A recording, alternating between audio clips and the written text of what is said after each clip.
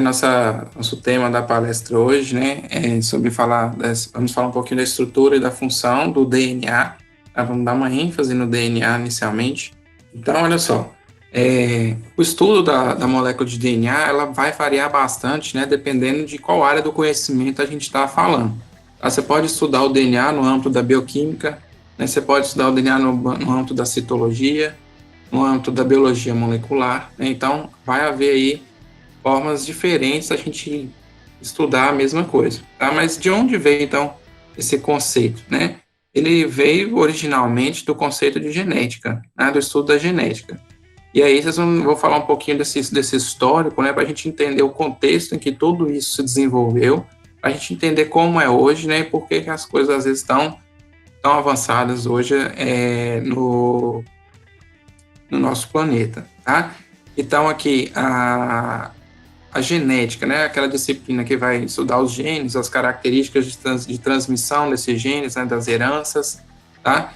E aí, basicamente, a genética vai dividir-se em dois grandes padrões, que é a genética chamada de clássica e a genética do tipo moderna, que a gente vai enfatizar um pouquinho nessa aula de hoje, tá? A genética clássica é tida baseada, né, naquela genética que tem os pressupostos estabelecidos por Gregor Mendel.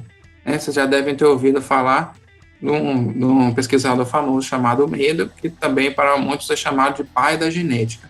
Tá? A genética moderna ela se estabeleceu a partir do momento em que passou-se a ter a noção, né, de como que a molécula que transmite hereditariedade era disposta, tá? E aí isso aconteceu pelos estudos, né, de James Watson e Francis Crick, né, que desvendaram, né, a estrutura molecular do DNA. Tá?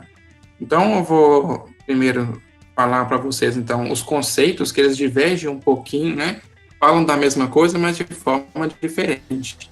Então, por exemplo, na genética mendeliana, né, que ele fala de genética clássica, o que é o gene? Né? O gene vai ser uma unidade fundamental da hereditariedade, né? Ou seja, aquilo que está relacionado à transmissão de características, né, de gerações, através das gerações. Na genética moderna, o que é um gene? Gene vai ser um pedaço de DNA. Bom, então esse pedaço, esse fragmento de DNA que tem capacidade de gerar uma proteína, a gente vai chamar isso de gene de acordo com as premissas da genética moderna, tá? E nós vamos enfatizar mais esse aspecto aqui, né, da genética moderna, tá bom? Aquela capacidade mesmo, né, da estrutura do DNA, né, de gerar proteínas, tá? E aí, a partir desse princípio, nós vamos ter aí a capacidade também de associar, né, a estrutura dos genes com a estrutura do DNA e, posteriormente, os cromossomos. Nós vamos falar do que são esses conceitos, né, como eles são organizados, tá? Então, em nível menor, né, a gente pode estabelecer que a gente tem aqui o DNA, né? O DNA, né, que é a molécula base aí da formação hereditária, né, que vai conter informações para organização de quase todas as estruturas do nosso corpo, né, da função das proteínas, né, dos RNAs, que têm funções extremamente importantes no estabelecimento das funções celulares, tá? O DNA ele tem a capacidade, como está falando aqui, de se autoduplicar também, né? Isso é importante para a garantia dessa hereditariedade, tá? Esse DNA ele pode se organizar de várias formas, e aqui eu estou chamando a atenção para a forma de cromossomo que ele pode apresentar, né? Que vai ser o DNA se associando com algumas proteínas, tá? Esse cromossomo ele está localizado no núcleo da célula, né? Aquela estrutura central que nós normalmente vemos nas células. Essas células vão se organizar para formar os tecidos, que se organizam para formar órgãos, sistemas, aquele chavão, né, que a gente vê aí, principalmente no ensino médio, né, na organização, né, do nosso corpo, tá? Então, estamos chegando aqui, vamos investigar mais o funcionamento da molécula de DNA, que é a função aí da missão, né, desse nosso bate-papo hoje, tá?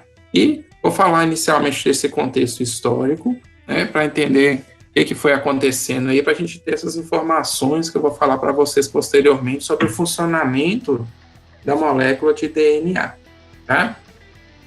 Então, dois pesquisadores renomados, né, da mesma geração, eles foram contemporâneos, mas não se conheciam, né, e estudavam basicamente a mesma coisa, sem, no entanto, trocar ideias entre si. Isso dificultou, atrasou um pouco, né, o desenvolvimento também da genética e da biologia molecular. Tá? Primeiro, em 59, teve o Charles Darwin, né, que é muito famoso, né, pelo darwinismo, né, que fala da teoria da evolução das espécies. Né? O Charles Darwin publicou o livro Teoria da Evolução das Espécies, que fala, que a gente conhece aí da seleção natural, né, e para ter essa seleção natural, onde hoje verificamos aí que os animais, né, tenham descendentes, né, históricos, isso nos leva a dizer que alguma coisa é transmitida a cada geração nessas espécies que vai sendo selecionado, né, pelo ambiente, tá? E o Charles Darwin postulava isso dessa forma. Por outro lado, em 1865, tinha o Gregor Mendel, né, que trabalhava em um mosteiro com pesquisas envolvendo plantas, né? Você já deve conhecer a história dele, né? Ele pesquisava muitas ervilhas, as características que as ervilhas tinham, né? Na semente, nas folhas, nas flores das ervilhas, e ele ficava fazendo cruzamento de diferentes tipos de ervilhas e anotando aí que no cruzamento dessas ervilhas ele tinha de resultado, tá? E aí ele percebia que existia um padrão, né, na transmissão, digamos assim, das heranças genéticas que das heranças, assim, dos fatores, né? Ele não chamava de genética ainda não. Ele passou, isso foi visto posteriormente, ele chamava isso de fatores, né? Ele falava assim que havia transmissão de determinados fatores e ocorria a cada geração aí que ele fazia os testes dele. Então ele também tinha formação em matemática e estatística, ele acabou então determinando como é que funcionaria esses cruzamentos aí entre espécies, né, e as probabilidades, digamos assim, de encaixar esses fatores ao longo das gerações, beleza? Então, o Gregor Mendel criou, estipulou aí essas condições para a transmissão de alguns fatores hereditários, mas o trabalho que o Gregor Mendel publicou, né, ele de fato ficou esquecido, tá? Não foi lido, porque o trabalho de Charles Darwin acabou ofuscando, né, vários outros trabalhos importantes na época, porque só se falava do darwinismo, né? Então, as pesquisas em geral tentavam entender as postulações de Darwin ou mesmo rebatê-las, né? E aí, apenas 40 anos depois, aproximadamente, é que o Walter Sutton, né, ele começou estudando, né, os pressupostos de Mendel, ele começou a falar assim, ó, aquilo que aquele cara falava lá, que as plantas têm fatores que são transmitidos de gerações em gerações, eu estou percebendo aqui, ele fazia um estudo com gafanhotos, ele fazia um estudo parecido com o estudo do Gregor Mendel, só que com gafanhotos.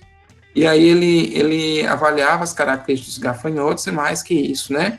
Ele falava que dentro da célula dentro do núcleo da célula existiam algumas estruturas que pareciam alguns corpos que ficavam bem coloridos, né? Com os corantes que ele aplicava, né? Ficava uma coloração bem forte.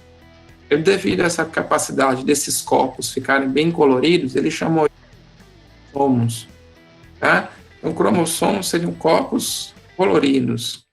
E aí, ele falou assim, ele deduziu que aqueles fatores que o Mendel falava seriam esses cromossomos, né? Esses cromossomos, então, passariam de célula para célula durante as gerações de células, e era isso que garantia aquela herança, né, que o Gregor Mendel falava. E aí, em 1910, um outro pesquisador chamado Thomas Morgan, fazendo uma revisão das teorias de Mendel, né, e juntamente com a de Darwin, ele ligou uma coisa com a outra, unificou as duas teorias, né? O Thomas Morgan trabalhava já com moscas, né, que é o padrão de herança de moscas, e percebia que, de fato, a hereditariedade estava associada a esses cromossomos e que esses fatores, então, permitirão, né, que as espécies, ao longo do tempo, vão se adaptando, sendo selecionadas, e a gente tem aí hoje, né, o que a gente tem hoje aí disponível na natureza, seria os cromossomos mais adaptados ao ambiente atual. Então, isso em 1910, né, falo atual, mas nesse contexto. Mais um pouquinho para frente, né, mais 40 anos aí, claro que teve vários outros pesquisadores, eu estou filtrando aqui dos mais significantes, né, eu vou chamar atenção agora para aqueles que são os pais da genética moderna, né, que é chamado James Watson e Francis Crick, que é uma dupla aí famosa, porque eles fizeram um paperzinho, né, de uma página, eles fizeram um paperzinho lá na revista Nature, né, 25 de abril de 1953, tá? Quase fez aniversário hoje, né? Onde eles basicamente descrevem a estrutura dos ácidos nucleicos, algo impensável na época, mas de acordo com outros pesquisadores, né, que já tinham estudado ali que dentro daquele núcleo celular tinha estruturas ácidas, né? Por isso veio o nome de ácido nucleico. Que ali eles foram fazendo testes bioquímicos para determinar quais as substâncias tinham no núcleo. Aí eles já sabiam que existiam as chamadas bases nitrogenadas, o açúcar da desoxirribose, né?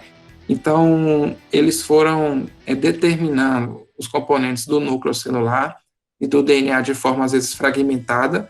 E aí, o James Watson e Francis Crick, que acompanhavam também dois pesquisadores, né? Eram vizinhos lá na universidade deles, que faziam estudos com essas moléculas do núcleo, né, que era um estudo de difração de raio-x, né, que era o que a gente pode ver nessa imagem aqui. Isso aqui é um estudo de Rosalind Franklin, né, que era contemporânea deles, e aí eles deduziram por essa imagem aqui a atual configuração da estrutura de DNA, né, que é a chamada estrutura em dupla hélice, né. Então, no modelo deles, eles pegaram informações, os dados, né, de difração de raio-x de Rosalind Franklin, né, e Maurice Wilkins, com os conhecimentos sobre a composição química do núcleo, com os conhecimentos dos dados de difração de raio-x, eles proporam esse modelo famoso até hoje, de dupla fita, né, que a gente fala que é uma dupla hélice, né, onde você tem essas ligações aí entre as bases nitrogenadas especificamente, né? E aí aqui é uma imagem aqui à direita, né, que mostra basicamente esse momento que eles estão aí, eles fizeram um modelo aí tridimensional, tá? Mostrando átomo por átomo aqui como seria essa ligação e a estabilidade dessa molécula. Porque uma coisa que eles tinham certeza que teria que acontecer é que essa molécula, para ser passada de geração em geração, ela precisava ter uma certa estabilidade, né? Precisa ser autorrenovável e estável também, né? E aí eles, pela composição química, eles foram verificando como isso poderia acontecer. O Francis Crick, ele, em 1957, né, estudando com o Gamov, ele já evoluiu ainda mais a própria pesquisa deles, né, que identificou a estrutura do DNA, e percebendo que como poderia funcionar, né, essa molécula, né, como fator, né, que poderia fornecer a hereditariedade e também a condicionamento aí de todos os componentes da célula. E aí eles criaram o que hoje é chamado de dogma central da biologia, né? O que é isso? É uma coisa também muito falada no ensino médio, né? A gente tem a molécula de DNA, ela tem uma capacidade de se replicar, né? Essa molécula de DNA, ela pode ser transcrita, tá? Então, partes dela, né, fragmentos dela serão transcritos para um outro tipo de molécula, que vai ser chamada de RNA, e esse RNA, ele vai ser traduzido em uma proteína, né? E as proteínas, de fato, é que exerceriam as suas funções celulares, tá? Posteriormente, outros estudos já mostraram que é possível a molécula de RNA sofrer a chamada transcrição reversa, né, que seria o RNA originar uma molécula de DNA homóloga, né? Ou mesmo também descobriram que é possível replicar a molécula de RNA. E aí, esse dogma central foi sendo atualizado com o passar do tempo. Beleza? Então, aqui em situação celular, né, você teria aqui no núcleo da célula ocorrendo então a fase chamada de transcrição, né? E essa fase chamada de tradução ocorreria então no citoplasma, tá? Associada aí àquelas organelas, né, que vocês devem ter falado na tutoria, que são os ribossomos, né? E tem participa efetivamente aí dessa parte chamada tradução. Mas para o final dessa palestra eu vou mostrar como é que esses processos de fato ocorrem, né? Quais são os eventos e quais são os componentes, né, que a gente tem que vão participar disso, tá? Essa palestra, apesar de vocês devem estar sentindo assim, nossa, isso aí, já vi isso aí na escola, né? Mas eu preciso garantir que todo mundo tenha relembrado isso daí para a próxima palestra, que vai daí puxar muito desses conceitos aí para a gente entender como é que a gente regula efetivamente aí esses processos, né, da síntese de proteínas, como é mostrado aqui nessa imagem, tá? Então, o Francis Crick e o Gamow identificaram o dogma central da biologia. Em 1961, né, o Meselson, Jacob e o Brenner, né, eles já descobriram aí, características diferentes das moléculas de RNA, tá? E aí deduziram aí a presença do chamado RNA mensageiro. Então, eles estavam basicamente conseguindo fazer o link aí da transcrição, né? Que molécula era aquela que era o RNA, né? Que estava sendo transcrita do DNA para a síntese proteica. Então, eles chamaram isso de RNA mensageiro e perceberam que esse RNA ele migrava do núcleo para o citoplasma, que é onde ocorreria, então, essa tradução lá junto aos ribossomos, né? Então, isso foi em 1961. Em 66, Nirenberg, Khorana e Ochoa, né, eles já conseguiram prever já eventos da tradução, né? Então, aqui a gente tem a transcrição, 5 anos depois conhecemos um pouco do processo da tradução, que envolve basicamente aí a noção do códon, né? Códon seria aquela unidade, a menor unidade do chamado código genético, né? Deixa eu ver se eu tenho uma imagem aqui, ó, que é isso daqui, tá? Quando foi falar assim, o código genético foi desvendado, quer dizer assim, o código da receita do DNA, né? Tem gente que usa muito esse termo, é como se a molécula de DNA fosse aquela receita para produzir todas as substâncias que temos no corpo, tá?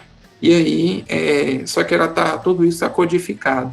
E aí, eles passaram, então, por analogia, a falar assim, que esse código ele foi desvendado, né? A gente passou a entender como que aquele DNA gerava, posteriormente, uma proteína, depois de passar por um processo de transcrição e tradução, né? Então, basicamente, isso foi demonstrado, mostrando que a molécula do outro tipo de RNA, que é o RNA transportador, né, que tem a característica de se ligar a aminoácidos, né? E naquele momento já se sabia que as proteínas eram compostas por aminoácidos, e aí a questão era como aquela molécula de DNA conseguia fazer a montagem, né, de proteínas, né, a partir de ligações, né, de cada aminoácido. E aí nesse estudo eles descobriram isso a partir da descoberta desse chamado código genético, e o entendimento aí de que cada códon, né, então o que é o códon? Vai ser essa trinca de bases nitrogenadas. Eu estou falando bases aqui, mas vocês já sabem o que é isso, né? Que vão ser as letrinhas, né? Os monômeros da molécula de DNA. Então, esse códon aqui, AGU, por exemplo, ele vai se ligar aqui com o U, C e A, a gente vai ver por que isso, né? Mas aí, esse tipo de códon aqui, ó, U, C, A, se a gente for olhar aqui, U, né? U, C com A aqui, ó, vai dar aqui o aminoácido serina, né? Esse aminoácido serina aqui, ó, está sendo mostrado aqui. Assim que a gente analisa esse código genético, tá?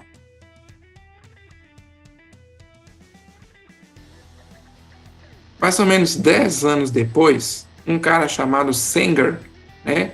Ele desenvolveu um método para fazer o sequenciamento do DNA.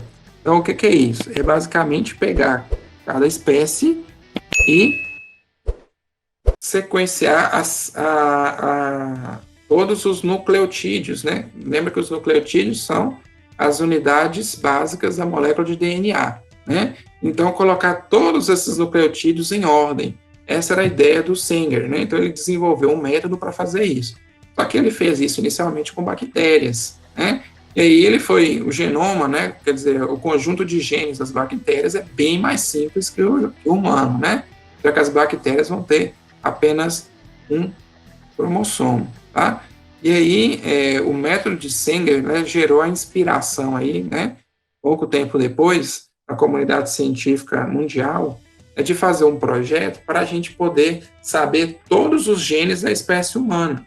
E aí se acreditava muito que tinha muita doença naquela época, né? Que eles não tinham curas naquele momento. E aí eles pensavam que saber como eram os genes humanos permitiriam que eles soubessem quais eram as possíveis causas de algumas doenças, ou como gerar possíveis tratamentos para essas doenças.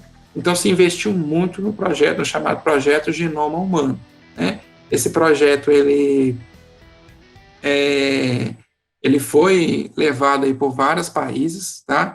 Os governos federais de todos vários países se juntaram para formar uma equipe de pesquisadores que durante vários anos iria ficar sequenciando o DNA humano, né, que tem bilhões, né, quase 3 bilhões de nucleotídeos. Então seria como fazer um livro de 3 bilhões de caracteres, né? Eles tinham que acertar todos os caracteres. A previsão era disso terminar aí por volta de 2003, tá? Mas vocês sabem que o projeto Genoma ele não terminou em 2003 necessariamente, né? Um pesquisador, né, ele criou uma empresa chamada Veris, né? Ele criou uma empresa chamada Celera, né? E essa empresa Celera, ele divulgou que tinha a tecnologia necessária para finalizar o projeto Genoma em 3 ou 5 anos, se não me engano. E aí ele começou a fazer isso, né? E terminou antes do previsto, né? Que era do projeto Genoma Humano. O que aconteceu? Eles resolveram, então, integrar, né, o projeto Genoma Humano com o trabalho da equipe da Celera, e aí houve um adiantamento, né, da publicação do genoma humano para toda a sociedade, né? Mas depois o método que a empresa Celera usava, é uma polêmica, né, porque ele usou dados do projeto Genoma para fazer a tecnologia dele. Então, ele meio que estava fazendo uma coisa um pouco antiética, né? E depois, ao final, ele queria patentear todos os genes humanos, né, para a empresa dele, para ter um pouco de lucro sobre isso. É claro que isso gerou uma certa revolta, né, um reboliço aí com o pessoal da ciência internacional, e não foi muito para frente, não. O que é interessante é que eles acharam um conjunto de genes humanos muito pequeno, né? Eles pensaram, nossa, mas são poucos os genes que nós temos efetivamente. Para quem tem bilhões de bases nitrogenadas, se imaginava que teriam muito mais genes do que algumas outras espécies, né? E aí, considerando a quantidade de proteínas que o corpo humano tem, que eles tinham mais ou menos uma ideia, uma estimativa, eles perceberam que tem menos genes do que proteínas. Então, eles passaram a prestar atenção que, provavelmente, um gene ele pode gerar mais de uma proteína, né? Então, eles passaram a desenvolver um novo projeto, que é o projeto Proteoma, né? E aí é o projeto que tenta mapear agora as proteínas que podem ser produzidas, né, a partir do genoma humano, né? E esse proteoma está aí em desenvolvimento até os dias de hoje, né? A área chamada proteômica é uma área crescente de estudos aí. E mais recentemente ainda eles foram descobrindo aí por que tem essa diferença também de genoma a proteoma. Eles estabeleceram o estudo do epigenoma, né? O que seria o epigenoma? Vão ser estudar todas as moléculas que interferem no funcionamento do genoma, tá? Então, são projetos distintos que visam entender como é que funciona efetivamente aí a nossa composição genética, né? Então,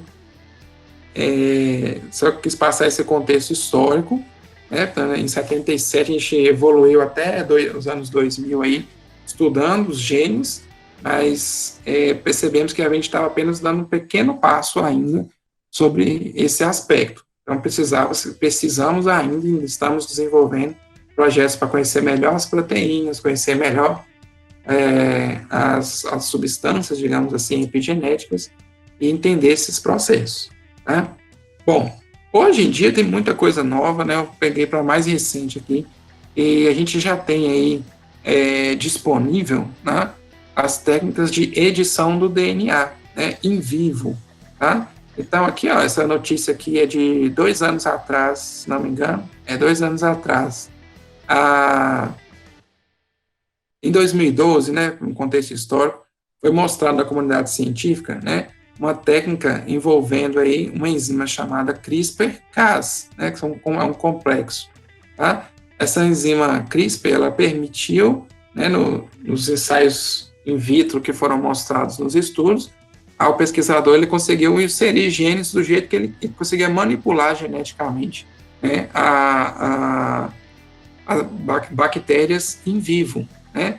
Ele não estava clonando nem fazendo recortes na molécula de DNA, igual a gente faz na engenharia genética, não, ele estava modificando a célula viva, né, enquanto ela ainda estava trabalhando, né? Então a gente chama esse processo de edição de DNA, tá? Que permite aí que você modifique o genoma, né, ao seu bel prazer com essa tecnologia. E aí, em 2018, né, cerca de 5 anos depois, você já tinha essa pesquisa um pouco mais evidente aí, você houve a divulgação, né, de um pesquisador chinês, tá, que manipulou embriões humanos, tá, para que esses embriões fossem resistentes ao vírus HIV, né? Então, isso ajudou, esse caso aqui ajudou, né, que esses bebês, digamos assim, ficassem resistentes ao HIV, manipulando ali um gene, né, tem a ver aí com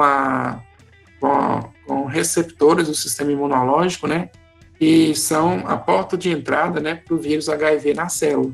Então, esses bebês provavelmente não tinham essa molécula na sua superfície dos seus linfócitos, por exemplo, né, e aí o vírus HIV não teria como infectar, né, essas crianças. Mas isso aí não foi comprovado, né? Ele fez a técnica, aplicou, mas não, obviamente ele não pôde fazer o teste, né, por questões éticas.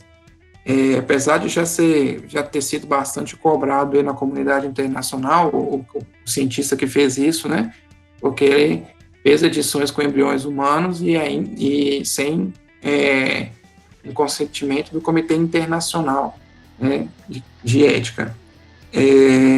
Após isso também outros estudos, acho que em 2018 também, 2019, para tratamento de alguns tipos de leucemia, né, foi mostrado que essa técnica foi utilizada também para tratar a leucemia, e aí a manipulação genética, né, de algumas células do sistema imunológico aí de algumas crianças que tinham uma forma grave de leucemia.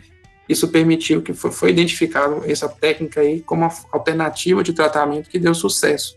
O pessoal fez bastante sucesso também, né, com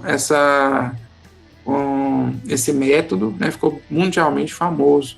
Então, essa é o que tem de mais recente, assim, hoje em dia, que é o boom, o pessoal está estudando muito isso para tudo quanto é tipo de doença que vocês pensarem, tá? Doenças tanto crônicas, né, obesidade, por exemplo, né, Alzheimer.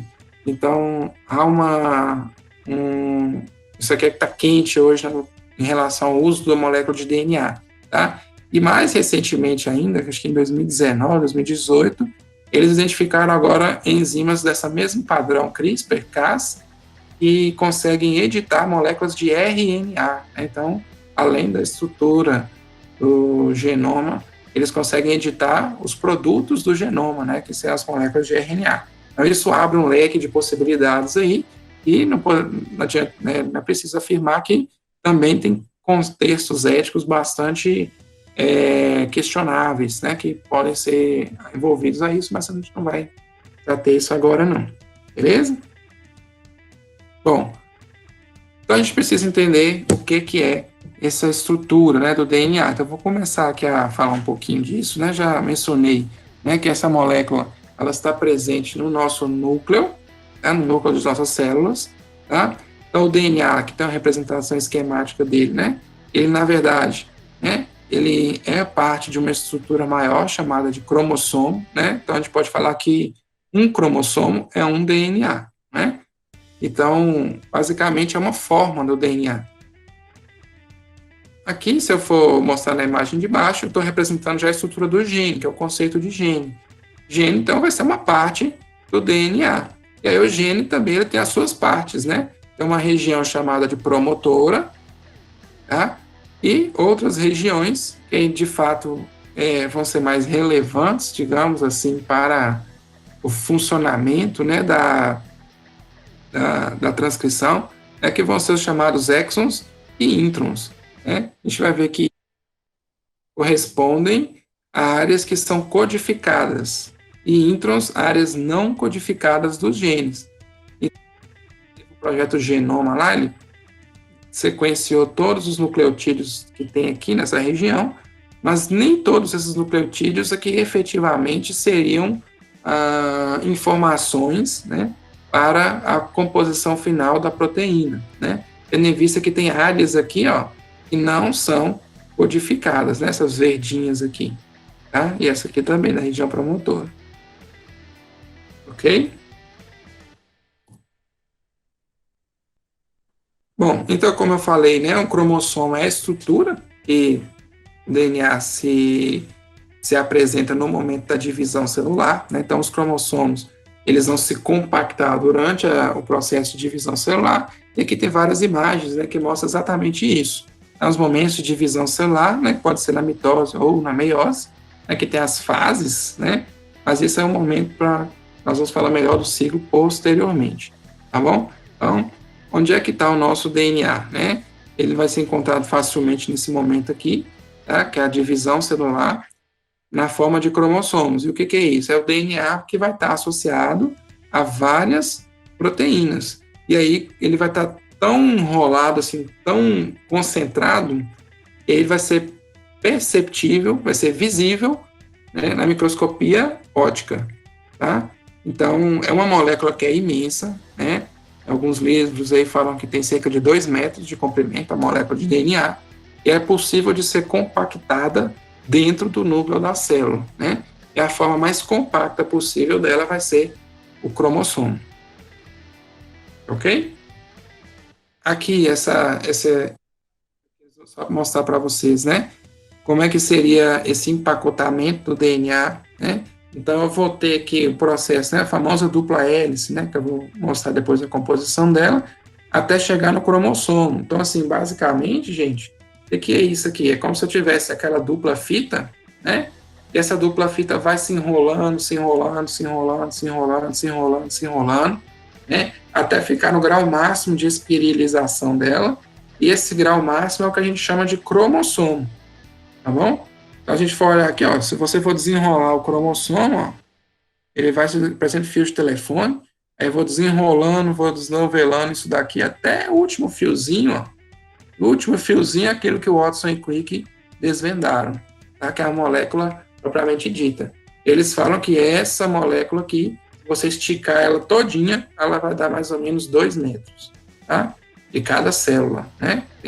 Tem 46 moléculas de 2 metros. Então, é algo que é incrível, né? Do ponto de vista molecular, tá? E esse empacotamento que a gente está vendo aqui, né? Isso aqui só acontece, né, o cromossomo, como eu falei, só na hora da divisão celular, tá? Em geral, isso aqui vai estar sendo intercalado, né? Ela não fica toda na forma compacta e na forma descompacta. Ela vai ter, usar a capacidade de enrolar e desenrolar para regular, né, o acesso à informação genética. Então, tem dois papéis aí, esse chamado empacotamento. É um papel estrutural, para fazer a molécula ficar estável e também caber dentro do núcleo, e um papel regulatório que, se a gente pensar, né, e essa molécula ela tem informação genética, quanto mais empacotada ela está, mais difícil é a leitura, né, dessa informação. Então, se ela tiver muito enrolada, muito espiralada, é impossível, por exemplo, você ter a leitura para fazer uma transcrição ou uma replicação do DNA. Então, partindo dessa premissa, a gente tem que entender que a molécula de DNA ela precisa desse empacotamento, né? Eu vou falar um pouquinho da estrutura, né? Aqui só para esclarecer, eu trouxe até 2 barbantes aqui para mostrar a vocês, ó. A molécula de DNA é uma dupla fita, né? Estou com 2 barbantes. Imagina que esses barbantes, então, são a dupla fita do DNA, tá? E aí, como eu falei com vocês, essas fitas, elas se enrolam, né? Então, eu vou enrolar elas aqui, ó. Vocês vão ver que elas vão ficar bem enroladinhas, ó. Vou dando voltas aqui, girando, enrolando, torcendo uma sobre a outra, né? Tá dando para ver aí, ó? A organização da molécula de DNA no nosso organismo. Só que aqui ela tá frouxa, parece que não, mas tá frouxa. Eu posso enrolar mais, né? Então, o que vai acontecendo se eu continuar enrolando isso aqui, ó? Ela vai começar a enrolar sobre si mesma, ó. Se eu começar a afrouxar, ó, tá vendo? Então, fazendo isso, essa molécula de 2 metros de comprimento cabe dentro do núcleo de uma célula, que é um nível microscópico, ó. Tá vendo aí? Beleza? Soltei aqui. Bom, vocês já devem saber disso, né? Quais são os ácidos nucleicos e principalmente as diferenças entre eles. Então, eu não vou dar muita ênfase nisso daqui, não. Eu estou apresentando aqui para vocês, né? Quais são os componentes estruturais aí da molécula de DNA, né? Eu vou ter um açúcar. Esse açúcar pode ser a ribose, se for o RNA, ou pode ser a desoxirribose, se for o DNA. Qual é a diferença? É que a desoxirribose ela não tem um oxigênio, como o nome sugere, né? Desoxi, tá? Então, a ribose tem o oxigênio aqui no seu carbono 2, e a desoxirribose não tem esse oxigênio, tá? Além do açúcar, né? O açúcar, eu tenho também um ácido fosfórico, que eu, assim, usando aqui o fosfato, e uma base nitrogenada. Chama base nitrogenada porque tem nitrogênios, né? E aí existem vários tipos de bases nitrogenadas, tá? E essas bases nitrogenadas vão receber nomes específicos de acordo com o tipo de... esses nucleotídeos vão receber nomes específicos de acordo com o tipo de base, né?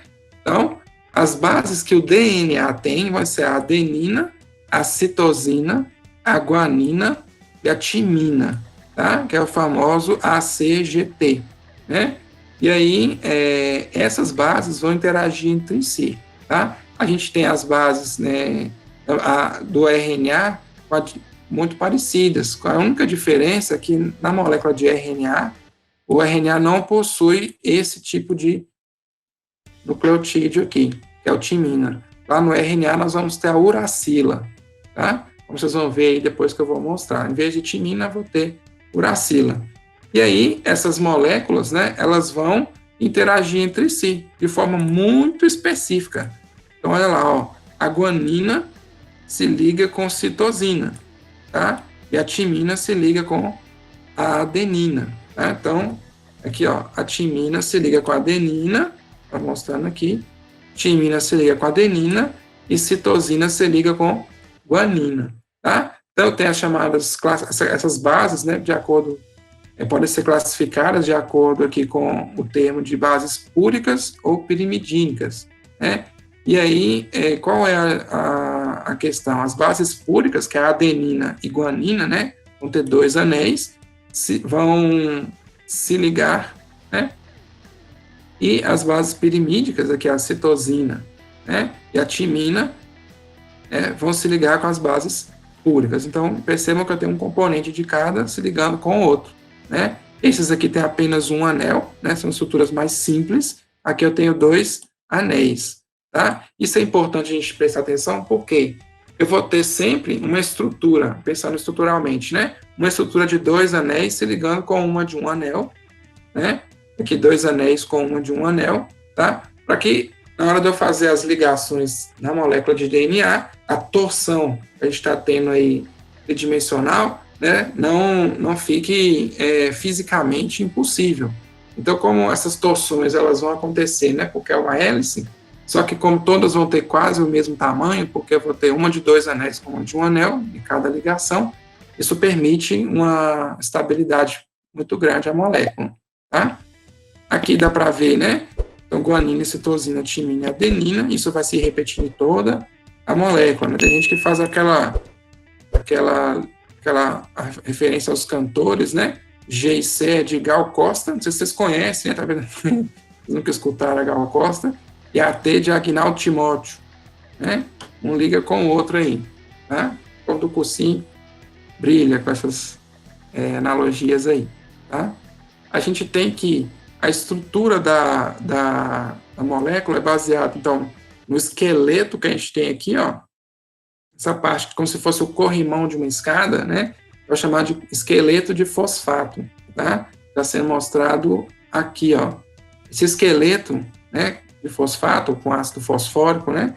Ele fica externamente na estrutura da molécula de DNA, tá? Internamente, nós vamos ter a ligação aí dos nucleotídeos entre si, tá? Então, o que é um nucleotídeo? Vai ser a ligação, né, de uma base nitrogenada com um açúcar, que no DNA é a desoxirribose, mais o ácido fosfórico.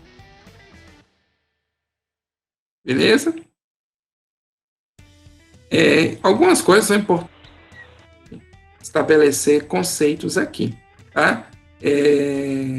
Primeiro, como a gente, na genética, a gente trabalha essas informações nesses nucleotídeos.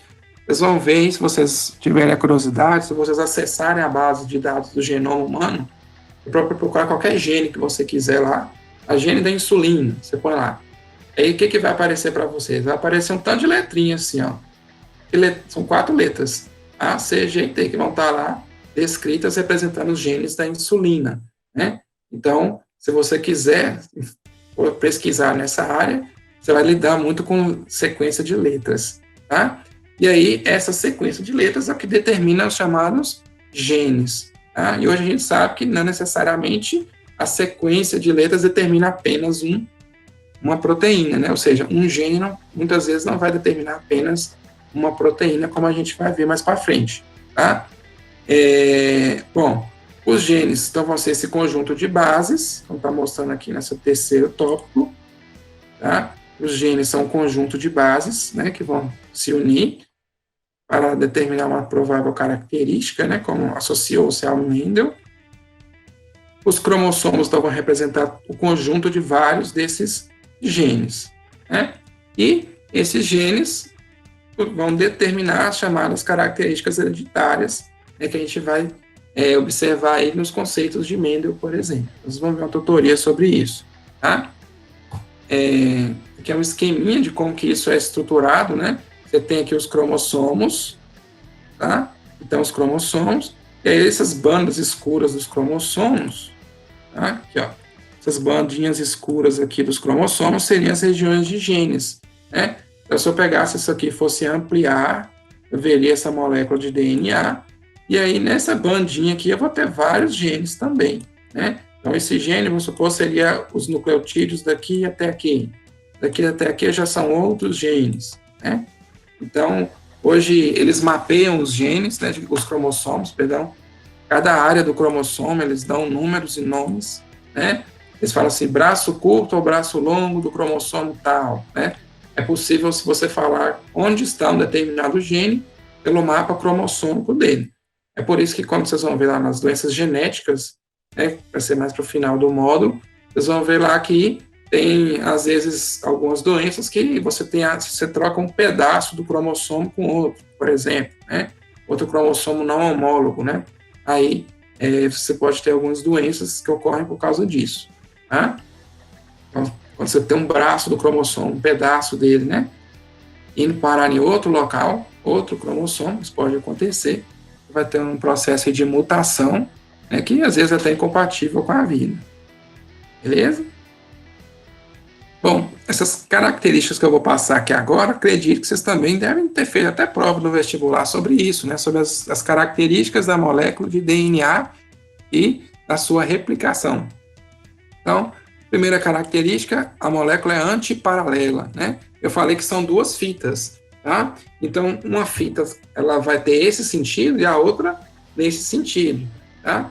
Então, por que a gente fala que tem sentidos? Porque a gente usa o raciocínio de como a molécula é construída. Nós vamos ver como é que eu sintetizo o DNA, né? E aí a gente vai perceber como que essa molécula ela vai ser construída. E aí vocês vão perceber que ela é sempre construída nesse chamado sentido 5 linha, 3 linha, né? O que é esse 5 linha, 3 linha? Tá? O 5 linha aqui é o número do carbono, né? Que aqui vai ser o quinto carbono da ribose, no caso aqui da desoxirribose, tá? E aqui vai ser o terceiro carbono, né? A gente seria contar assim, ó, 1, 2, 3, 4, 5, né? Então, eu vou ter 5 carbonos, né? Uma pentose, e aí eu vou apresentar aqui o ponto 5, que seria o 5 linha, e aqui o ponto 3, o 3 linha. Então, sempre a molécula é construída, né? A partir de um ponto, começando de um 5 linha e terminando num 3 linha. Vocês vão ver isso aí logo, tá? E do lado de lá, eu tenho a molécula paralela a ela, só que ela tem que ser construída no sentido oposto. Por isso que é antiparalela. O 5 linha fica embaixo, o 3 linha fica em cima. Parece que essa aqui é de cabeça para baixo em relação à outra. Aqui mostra timina e adenina, citosina e guanina, né? Outro contexto, né, que envolve as características da molécula de DNA é ela ser complementar, né? O que é ser complementar? Quer dizer que a fita, né, de um lado, ela complementa a do outro, já que eu vou ter sempre, né, a adenina se ligando com a timina e a citosina se ligando com a guanina, tá? Um detalhe que a citosina e a guanina se ligam a partir de pontes de hidrogênio, né? Até mostrado aqui, ó, as pontes de hidrogênio, tá? As pontes de hidrogênio, né? Entre citosina e guanina, eu tenho 3 pontes de hidrogênio. A ligação entre timina e adenina, ela é determinada por 2 pontes de hidrogênio, tá? Então, o que isso nos remete também? Se eu tenho só 2 pontes de hidrogênio, a ligação de adenina e timina é mais fraca. Se eu tenho 3 pontes de hidrogênio de citosina e guanina, a ligação é mais forte, né? Então, ou seja, é mais difícil eu separar a fita, né, de citosina e guanina do que eu separar aqui de adenina e timina, tá? Então, primeiro conceito é do antiparalelismo, que é mostrado aqui, uma fita 5 linha, 3 linha, outra 3 linha, 5 linha, como a gente pode ver, e a complementaridade, quer dizer, se eu sei que aqui tem uma citosina, a base complementar do outro lado só pode ser a guanina, né? Como a gente pode ver nessa questão aqui, tá bom? Então, para saber o contexto da molécula de DNA, eu preciso saber apenas de uma das fitas para eu saber o que tem na outra.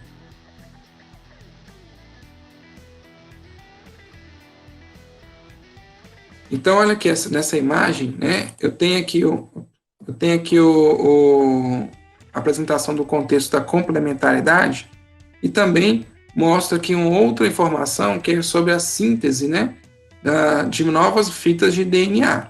Então, aqui um DNAzinho azul, ó, é de uma fita velha, ou seja, é uma célula que está indo se dividir aqui. E aí ela tem que fazer 2 células surgirem, né, vai passar pelo processo de divisão celular, e as células filhas têm que ter o mesmo material genético que ela. Então ela vai ter que fazer aquela cópia, né, aquele xerox de todo o seu material genético que vai estar representado aqui. E aí ela vai ter que copiar também a molécula de DNA. Então como é que isso é feito? A gente vai entrar em detalhes mais para frente, mas aqui eu quero mostrar só a característica, tá? A gente chama essa característica de replicação semiconservativa. Acho que eu vou mostrar mais para frente, mas o que é isso? Quando eu for fazer a cópia dessa parte aqui do DNA, ó, a fita velha azul, né? a nova fita rosinha vai pegar e complementar aqui. Se eu sei o que tem aqui, eu sei o que eu tenho que pôr aqui. Se aqui for uma citosina, eu vou complementar aqui com a guanina, tá? Se aqui for uma adenina, aqui eu vou pôr uma timina e por aí vai, tá? E aí a fita nova vai sendo construída dessa forma, né? Da mesma forma que, então, quando houver a divisão celular, né, essas fitas separadas aqui, né, vão ficar separadas, e aí cada célula filha recebe uma parte, né? Então, o que está acontecendo? A fita nova, né, a rosinha, está ligada com uma fita velha, nas duas células filhas. Por isso que a gente fala que essa replicação ela é semi-conservativa, porque ela conserva metade, né, da fita velha, tá? Juntamente com ela aqui, ó. Uma outra característica que a gente pode passar também aqui para entender a estrutura do DNA é que ele possui a capacidade de passar por um processo chamado de desnaturação, né? Não sei se você já conhece, quando a gente fala de desnaturação, no sentido molecular, quer dizer que a gente está deformando a estrutura molecular daquela substância. Então, no caso aqui do DNA, quando eu falo em desnaturar, o que está acontecendo com a molécula de DNA? Quando ela passa por um processo de desnaturação, ela está separando as fitas, tá? Eu tenho a hélice, né, de dupla fita, ela vai ser separada quando eu passar por um processo chamado de desnaturação, tá? E o que pode fazer a célula passar por um processo de desnaturação, basicamente, né? É o calor e o pH, tá? Alterações do pH e alterações de temperatura podem levar a célula a passar por desnaturação, principalmente, né? E, no caso do calor, né, ele pode separar totalmente as fitas, tá? Mas se eu resfriar posteriormente, como eu tenho aquela estrutura da complementaridade de bases, essa desnaturação pode ser desfeita e eu vou ter o processo de renaturação, né? E que a renaturação, eu vou pegar e juntar de novo e a dupla hélice, né, retorna aí ao ponto em que tudo começou, tá? Esse daqui é o princípio básico, né, da chamada PCR, né, que é a reação em cadeia da polimerase, né, que é uma técnica de biologia molecular que nos permite aí trabalhar com moléculas, né, de DNA, de RNA, tá? Então, a reação em cadeia da polimerase. Essa polimerase é uma enzima que a gente vai falar mais para frente, que faz a cópia do DNA, né? Então, hoje mesmo, atualmente, a gente tem aí esses exames, né, para a identificação da Covid-19, e uma parte deles pode ser feita por PCR, né? Então, o que eles fazem lá, basicamente? Eles estão tentando identificar o DNA do vírus nas amostras, né, que são colhidas, e se tem o DNA do vírus, é porque o vírus esteve presente na pessoa, né? Então, se identifica, como vocês já devem saber, né, o DNA desse vírus já foi sequenciado, então você já consegue ter genes ali específicos para esse vírus identificados, e a identificação desses genes é que configura a presença efetiva aí desse vírus. E aí, para fazer isso, como é que eu sei que tem um gene lá? Eu vou ter que fazer a PCR, né? Eu vou abrir a molécula de DNA e aí eu vou colocar aqui uma molécula que lê, né? Se tiver uma complementaridade aqui, quando eu for renaturar, em vez da outra fita renaturar, vai ser a fita teste minha, né? A molécula teste que eu quero saber, que no caso aqui seria complementar do vírus, tá? E aí eu tenho aqui uma sequência de nucleotídeos de algum dos genes do vírus. Se existir essa molécula complementar lá, quando eu for renaturar, ela vai aparecer. E aí, pode ser por um exame mais digitalizado, né, nos laboratórios mais modernos, você pode identificar essa estrutura sendo formada no laboratório, tá? Se não, se der negativo, é porque não vai aparecer nada, por exemplo, né? Quer dizer que isso aqui não, esse produto aqui, a gente chama de primer, ele não reagiu, tá? Bom, então, esse conceito de renaturação, ele também é importante aí para entendimento da função, do funcionamento da estrutura da molécula de DNA. Isso aqui eu acabei já falando, né? A replicação é semi-conservativa, tá? Então, é isso aqui, ó, a moléculazinha azul.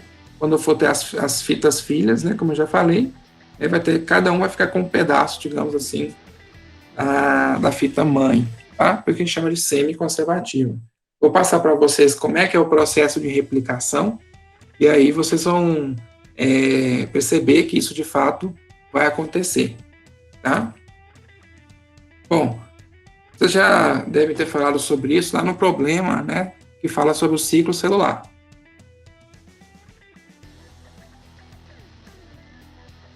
A replicação do DNA, ela só vai acontecer, né, em condições fisiológicas, né, se tiver tudo bem para a célula, se o ambiente for permissivo, se tiver espaço, se tiver nutrientes para uma célula filha se desenvolver, tá?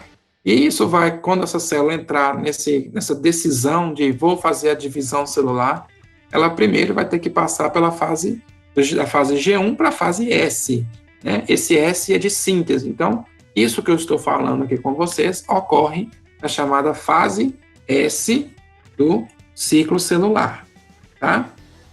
Então, essa fase S aqui, né, ela serve de síntese de DNA ao momento que eu estou fazendo uma cópia da molécula de DNA, de todos os DNAs, digamos assim, dos 46 cromossomos que temos aí no corpo humano, né? E é importante ressaltar, gente, que o processo de replicação do DNA ele é diferente na célula humana para a célula procarionte, né? Nas bactérias, por exemplo. Então, vou me ater aqui a mostrar para vocês como é a espécie humana, tá? Então, aqui, essa imagem, né? Ela está mostrando aqui, basicamente, as chamadas origens de replicação. Então, aqui tem uma imagem aqui, ó, nesse cantinho direito aqui, tá? Nesse cantinho aqui dá para a gente observar, ó, como se fossem uns barbantinhos que eu estava mostrando aqui, ó, bem novelado. Isso aqui é a molécula de DNA, né? Uma fotomicrografia eletrônica, tá? E aí, dentro dos barbantinhos tem uns nozinhos, né? Mas como se estivesse abrindo o barbante, tá? Lembra que é uma dupla fita, né? Vou mostrar isso aqui para vocês. Aí, essas áreas são as chamadas origens de replicação. Eu chamo origem porque a cópia vai começar nesse local, é a origem da cópia do DNA. Então, aqui é uma origem, tá? E quando essa origem de replicação vai começar a crescer, né? Ela começa num cantinho e vai crescendo, ela vai formar as bolhas aqui, chamam de bolhas de replicação. Dá para ver melhor aqui, vai ficar maior, tá? Essa ponta que a gente vê aqui, ó, tá? Vocês podem ver as pontinhas da bolha, né? Que seria essa região aqui, ó, de cada bolha. A gente vai chamar de forquilha, igual tá mostrando aqui, ó, forquilha de replicação, tá? Tá parecendo um Y, né? Assim, ó, a molécula de DNA vai abrir aqui, ó, ela vai desnaturar nessa região, tá? Isso chama forquilha de replicação, tá? Estou falando esses contextos porque para explicar a replicação eu preciso que vocês entendam o que são essas regiões, tá? E aí essa cópia do DNA ela só vai acontecer, né, quando eu tiver essas áreas, né, em que o DNA tivesse separado, né, que ele estiver desnaturado. Então, os locais chamados de origem de replicação, tá? Os locais que a gente chama de origem de replicação, eles são locais que eles vão ser locais onde a gente vai iniciar a fase de replicação, tá? E é onde vai começar, então, de fato, a síntese da molécula de DNA. O que é interessante? Essa bolha ela vai crescendo para todos os lados, né? Como está mostrando aqui a setinha, ela vai crescendo, né? Igual está aqui, ó, no segundo momento, ela vai crescendo. No final, nós vamos ter o quê? Né?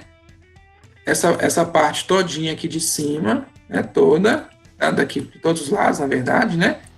Toda copiada, e a parte de baixo também, tá? E aí a gente tem o quê?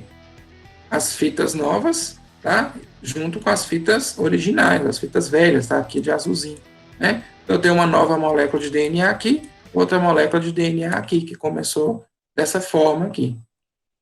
ok? Então, tudo começou na origem de replicação.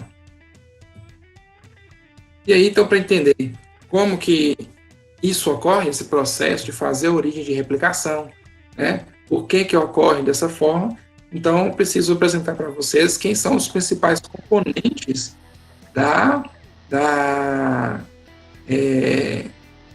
replicação do DNA, tá? São várias enzimas, várias proteínas, então eu vou chamar a atenção aqui para os 5 principais que invariavelmente aí vocês vão ver sempre nas explicações aí dos livros, por exemplo, tá? Então tem 5 componentes, cada um vai ter uma atribuição específica e a gente tem que entender o que acontece aí com a função de cada um para que isso funcione perfeitamente, tá? Então eu tenho aqui, deixa eu ver se eu tenho um slide para cá, tem sim. Então eu vou ter aqui a ideia, né, da replicação sendo acompanhada por um complexo enzimático, tá? Aquela origem de replicação, ela não é à toa, cada parte do DNA vai ter várias origens de replicação e essas enzimas vão atuar exatamente nessas regiões, tá? Então, que enzimas são essas? Então, tem a DNA polimerase, né? Esse polimerase aqui é o mesmo da polimerase que a gente usa lá para fazer a técnica de PCR, por isso que chama reação em cadeia da polimerase, que é essa enzima aqui que faz a parte da técnica lá de avaliação do DNA, tá? Para diagnóstico, por exemplo, de infecções virais, né? Eu tenho a enzima chamada helicase, tá? Eu tenho uma outra enzima chamada topoisomerase, eu tenho uma outra enzima chamada RNA primase, né, o primase, e as SSBs, também são proteínas de ligação, traduzindo SSB, significa proteínas de ligação de fita simples, né, que eu vou explicar a função dela, a sigla dela tem a ver com a sua função, tá? Vou falar uma a uma, né? Então, olha só, a DNA polimerase, basicamente, ela tem a missão de fazer a cópia, né, do DNA. Por que chama DNA polimerase? A gente tem que lembrar, como eu falei, o DNA ele é um polímero de nucleotídeos. Então, esse polímero ele é construído por uma enzima que vai ser chamada polimerase. No caso, é DNA polimerase, porque o polímero que ela vai constituir é de DNA, que vai ter também a RNA polimerase, que a gente vai ver futuramente, tá? Então, o que ela faz? Vai pegar um nucleotídeo, né? E esse nucleotídeo ele vai sendo adicionado um a um, de acordo com o que essa fita, que essa molécula está vendo na fita complementar. Então, baseados no conhecimento que a gente falou da complementaridade de bases, essa enzima, ela lê, digamos assim, o que tem no material genético, né? No DNA, tá? Ela lê e faz, e coloca ali, adiciona ali o nucleotídeo que é complementar ao que ela está lendo. Então, se ela lê uma adenina, ela vai adicionar uma timina. Se ela lê uma citosina, ela vai adicionar uma guanina. Então, ela vai fazendo isso daí, e fazendo essa cópia da fita de DNA. Ela vai criando uma nova fita de DNA, tá? Qual o detalhe do funcionamento da DNA polimerase? É que ela somente consegue funcionar, somente funciona, se ela tiver onde se ancorar, tá? Numa região 3' hidroxila, né? Na região 3' de uma cadeia pré-existente, né, de nucleotídeo aí. Então, para adicionar um novo nucleotídeo, ela tem que ter inicialmente esse 3' OH na cadeia, tá? Então, por isso, para ela começar a funcionar, ela sempre vai requerer o que a gente chama de primer, né? Esse primer significa, não é aquele de maquiagem, não. Primer de primeiro, né? Então, quer dizer, aquele primeiro nucleotídeo que vai ser colocado ali para eu gerar uma ponta 3' para a DNA polimerase começar a funcionar, tá? E esse primer aqui a gente vai ver que tem uma enzima que chama RNA primase, né? Que a gente falou lá, o primase, e vai fazer isso para ela, né? Ela sempre cresce, portanto, no sentido 5' a 3', porque é assim, ó, ela tem que achar um 3'. E quando ela acha um 3', ela coloca o nucleotídeo, né? Esse nucleotídeo, então, é 5 linhas aqui. Opa, ficou feio aqui. 5 linhas para 3 linhas. Aí ela continua. Tem outra 3 linhas aqui, ela lê, põe outro nucleotídeo e vai ampliando a cadeia de DNA de 3 linhas, 5 linhas, 3 linhas, 5 linhas, 3 linhas, 5 linhas. Tá? Até acabar a cópia da cadeia. Tá? Existem vários tipos de DNA polimerase, né? Então, por exemplo, a DNA polimerase do tipo 1, ela tem um papel importante para fazer o reparo do DNA. Às vezes, a própria DNA polimerase, ela erra, né? Tem lá uma adenina, ela vai lá e coloca uma citosina. Aí ela vai lá e vê que ela errou. Ela vai lá, tira a citosina, substitui a citosina para colocar depois a timina lá no lugar certo, tá? Então, existe essa função, que a gente chama de função de reparo também na molécula de DNA polimerase, tá? Mas a principal, né, que vai fazer isso que eu estou falando aqui, que é a adição de nucleotídeos para fazer a cópia do DNA, é a chamada DNA polimerase 3, tá? Enzima helicase, né? Então a enzima helicase, ela vai promover basicamente a abertura da fita de DNA, tá? Então, o que eu tinha mostrado para vocês, né, se eu for fazer aqui a estrutura do DNA, né, ela está às vezes muito compacta. Então aqui eu estou com a estrutura do DNA bastante compacta, e aí essa helicase, ela vai ter a missão de abrir a fita, fazer isso aqui, ó. Tá vendo? Abrir a fita para que a maquinaria da replicação, né, lá na bolha de replicação, possa atuar, tá? Então, eu vou ter que a bolha de replicação aqui, não sei se vocês estão vendo aí, gente, ó. Tentei fazer aqui com barra, dá para ver, né? Então, essa helicase, o que ela faz? Ela vai abrir a fita, assim, ó, né? Para ela abrir a fita, ela tem que quebrar as pontes de hidrogênio. Aí, a molécula, tá vendo como é que é difícil? Olha só, apanhando aqui. Ela tem que quebrar as pontes de hidrogênio, tá? Para que todas as outras proteínas da replicação entrem aqui nesse processo aqui e comecem a atuar, né? Fazendo a do DNA, tá? Então, a função da helicase, esse helicase, helic, né, vem de hélice. A função dela é quebrar a estrutura da dupla hélice, né? E aí, ele, de fato, ela quebra, porque aí a estrutura vai ficar linearizada. Beleza? Um outro detalhe, né, que eu ainda não mencionei, é que essa região que eu estou falando aqui, chama origem de replicação, uma característica dela, né, quais são as áreas do DNA que são as chamadas origens de replicação. Tem que ser um local que é fácil de você quebrar a fita, assim, de separar os nucleotídeos, né? Ou seja, quebrar as pontes de hidrogênio. Então, isso isso vai acontecer, né, nas locais onde a gente tem a ligação de adenina com timina. E por que é regiões com adenina com timina? Porque só tem 2 pontes de hidrogênio. Como são ligações relativamente mais fracas do que citosina e guanina, essas áreas, que são as origens de replicação, elas são ricas em adenina e timina. Tem uma sequência assim, muito grande de adenina e timina para facilitar aqui a quebra e a abertura da fita. Tá? Sempre que vocês vão estudar sobre esses processos, né, para abrir a fita de DNA, fisiologicamente, isso sempre vai acontecer em regiões que temos aí ricas em adenina e timina. Tá? Tem as chamadas proteínas SSBs, né, que como o nome sugere, né, proteínas de ligação à fita simples. Tá? Então, o que é isso? Né? Replicando aqui mais uma vez, o que as SSBs vão fazer? Quando eu abrir a fita aqui, ó, igual eu mostrei, ó, tá? Vou abrir a fita aqui para vocês verem. Ó.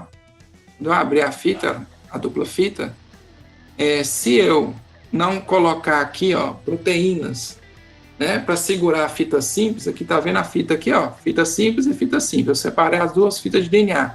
Se eu não segurar, a fita vai voltar, né? A fita volta. A fita de DNA, ela naturalmente vai querer voltar. Então, para que servem as SSBs? Elas são como se fossem grampos, né? Para segurar aquela estrutura separada enquanto eu estou fazendo a cópia do DNA, tá? Então, essa é a função das chamadas SSBs. Elas impedem que a molécula de DNA renature, né, ou faça o reanelamento, igual está falando aqui. Bom, tem ainda as RNA primases, né? Então, o que é a RNA primase? Ela vai usar uma molécula de RNA, ela vai gerar um pequeno polímero, né, de RNA, tá? Lembrando que o RNA é semelhante ao DNA, né, mas tem algumas outras funções, como a gente vai ver futuramente, mas o RNA, ele vai, nesse caso aqui, se ligar à fita simples também, tá? Ele vai servir como aquela primeira sequenciazinha de nucleotídeos e vai servir para a DNA polimerase começar a funcionar. Então, sempre que eu vou começar a fazer uma cópia do DNA, eu primeiro coloco um primer, né, pela RNA polimerase, então é um primer de RNA, e aí eu gero um híbrido de DNA com RNA nesse local, depois a DNA polimerase vem fazendo a transcrição, tá? Seria como se eu tivesse que primeiro, né, já que eu fazer uma cópia, eu tivesse que escrever uma parte para depois continuar escrevendo. Alguém tivesse que escrever uma parte inicial para depois eu dar continuidade no trabalho, tá? É assim que funciona a RNA primase juntamente com a DNA polimerase. Tem as topoisomerases, né? Então, a função da topoisomerase é extremamente importante. Então, eu vou mostrar para vocês aqui o que aconteceria com a fita de DNA na replicação se não existisse a topoisomerase. Então, eu estou aqui mais uma vez, ó. Vocês estão vendo que aqui a molécula de DNA é muito compacta, né? Ela está muito compacta aqui, tá? E aí, o que está acontecendo? Quando eu abrir essa fita aqui, ó, deixa eu abrir ela aqui. Quando eu colocar aqui uma helicase e começar a abrir a fita, ó, com um lápis aqui para representar a helicase. Quando eu colocar a fita aqui e começar a abrir, ó, o que acontece com um lado? A torção na fita aqui fica muito mais instável, ó. Um lado fica muito apertado e o outro fica mais frouxo. Mas lembrando que a coisa vai para os dois lados. Isso que eu quero mostrar com relação a isso. A torção, né, à frente da onde está andando aí a forquilha, né, a forquilha está andando para frente aqui, está ficando mais forte. Isso geraria uma quebra das ligações aqui, a fita de DNA ela ia quebrar mesmo. Tá? Então, o que a topoisomerase faz? Né? Quando eu estou tendo aqui essa forquilha se abrindo, ela vai na frente aqui, ó, tipo segurando aqui para não deixar que a força, né, seja transmitida para a frente da molécula de DNA, tá? Até ela se ligar em outra forquilha de replicação. Dessa forma, eu não quebro a fita de DNA. Ela vai basicamente evitar que a torção gerada pela quebra das pontes de hidrogênio, né, com a helicase, seja distribuída para regiões distantes da molécula de DNA e ela se quebre, né? Então, essa aqui seria uma imagem de tudo isso que eu estou tentando representar aqui com o barbante, né? Está mais bonito. Então, olha só, isso aqui seria, então, a bolha de replicação, né? Então, tudo isso aqui é a bolha de replicação, tá? Aqui, né, a gente pode ver a forquilha de replicação, essa região aqui chama forquilha de replicação, e eu tenho aqui, então, uma enzima que está abrindo a molécula de DNA, que é a helicase. Eu tenho aqui na frente de tudo a topoisomerase, que é aquela que garante a estabilidade, né, do que está à frente aí. Tá? Então, ela vai, tipo, segurando a fita mesmo, para evitar que essa tensão, que essa modificação na fita que a gente está vendo aqui da forquilha seja transmitida mais para frente. Eu tenho aqui as SSBs, né? Então, aqui, ó, a gente tem as SSBs, que são aquelas proteínas que mantêm a fita separada, para evitar que ela se feche novamente assim que a helicase passar. E aí, com a forquilha aberta, né, a gente vai ter aí a possibilidade da DNA polimerase funcionar. Então, dá para observar aqui o seguinte, né? Então, aqui a DNA polimerase, né, está aqui representada com essa caixinha amarela, ela vem aqui, ó, fazendo a cópia, né, da nova fita de DNA. Então, ela está copiando aqui, ó, fazendo a cópia, e ela já vai se alinhando em dupla hélice à medida que vai passando isso daqui, tá? E acompanhando aqui, essa DNA polimerase vai acompanhando aqui também a DNA helicase, tá?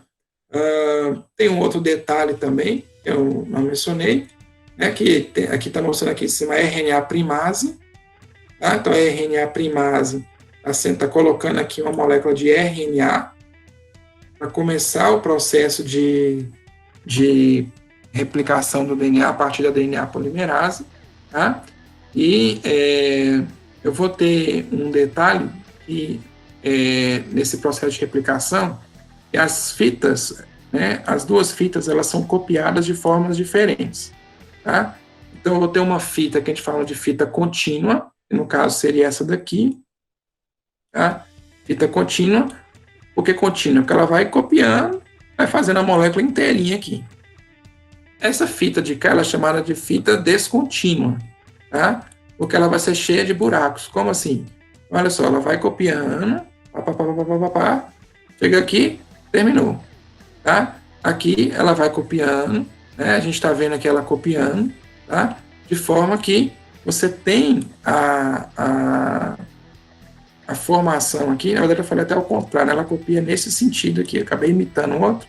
Um copia assim e o outro vai copiar nesse sentido aqui, ó. Né? Lembrando que é sempre 5 linhas.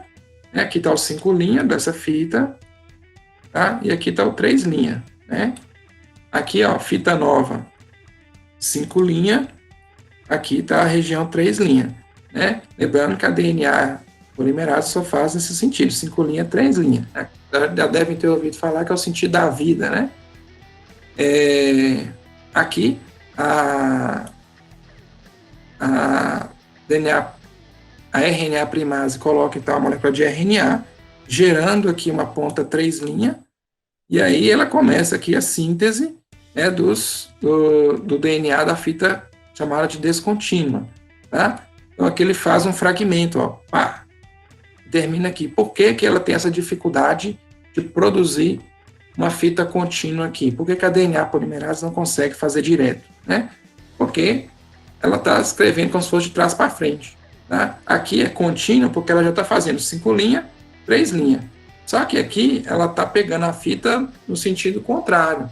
Então ela vai escrevendo fragmentos. Fragmentos de molécula de DNA que ela vai copiando. Então a RNA primase vai colocando um monte de nucleotídeo aqui, ó, tá? Contendo RNA, né? E aí a partir disso é que ela vai construindo a fita de DNA de forma descontínua. Aí depois que fez as cópias, vai vir uma enzima chamada DNA ligase, chama ligase porque ela liga, né, os nucleotídeos que estão separados, tá? Esse aqui com esse. Ela vai ligar porque são fragmentos, depois para ligar eles todos numa fita contínua, lembra que essa aqui é descontínua, para fazer ela ficar contínua, eu vou precisar de a ligação promovida pela DNA ligase, ok? Mas e aí, esse RNA aqui, ele continua na fita? Não, né? O que vai acontecer? Uma outra DNA polimerase vai vir aqui, remover o RNA e adicionar aqui o nucleotídeo de DNA, depois essa fita vai ser completamente composta de nucleotídeos de DNA. Beleza? Não sei se eu consegui ser claro, que é um processo muito complexo, né? Eu sempre coloco vídeos para vocês explicar essa parte, que eu acho que é mais dinâmico e talvez mais prático de entender, tá? Eu vou tentar passar aqui, vocês me falam, está conseguindo acompanhar aí, que às vezes trava, né?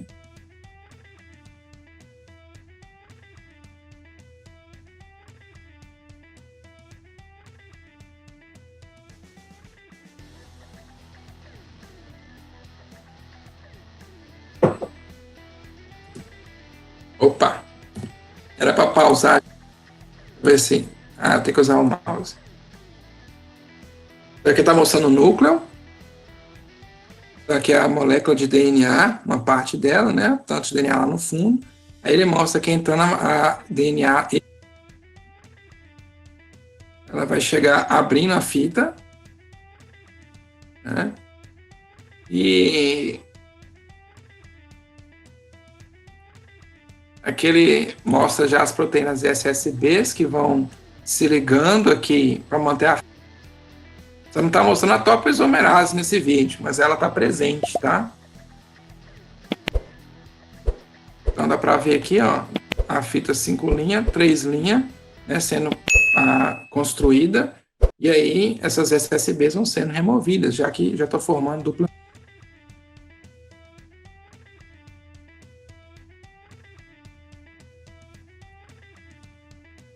Aqui é a fita descontínua, né? Dá para ver aqui que ela, não sei se vocês estão conseguindo enxergar, ela está cheia de buraquinhos, né? Que são chamados fragmentos de.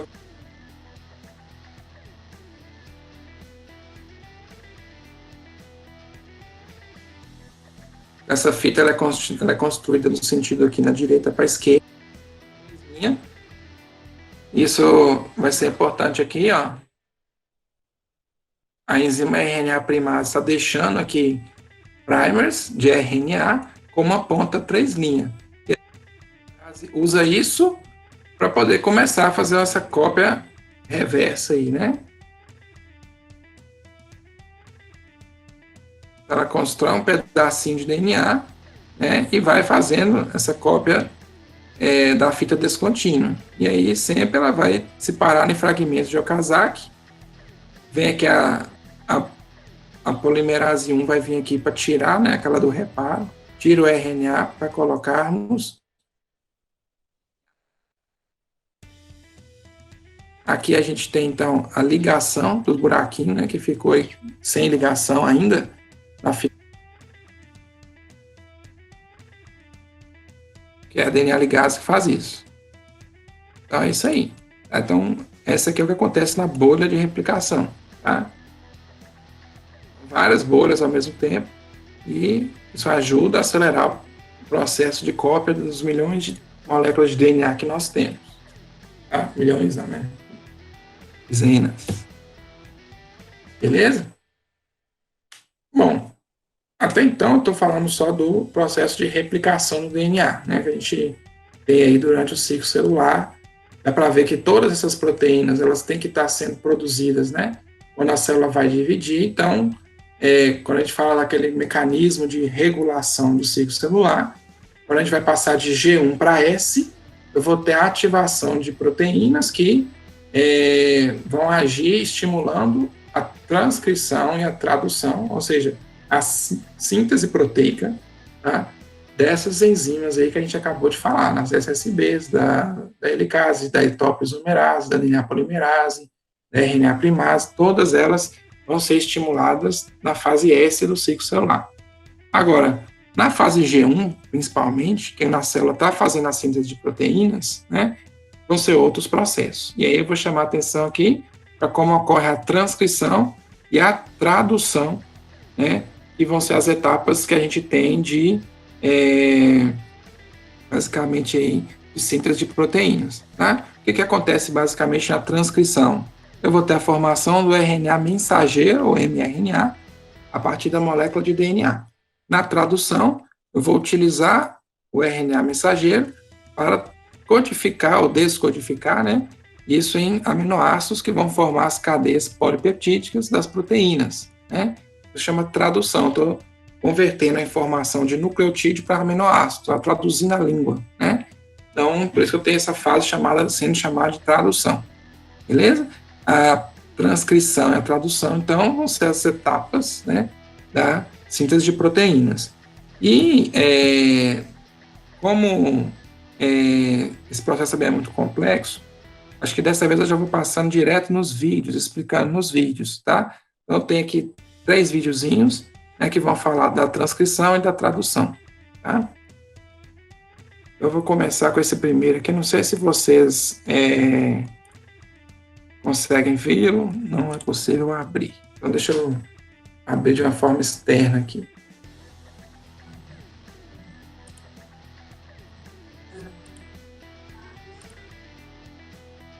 Estão vendo aí, pessoal? Sim, tem. Sim? Sim. Vamos lá.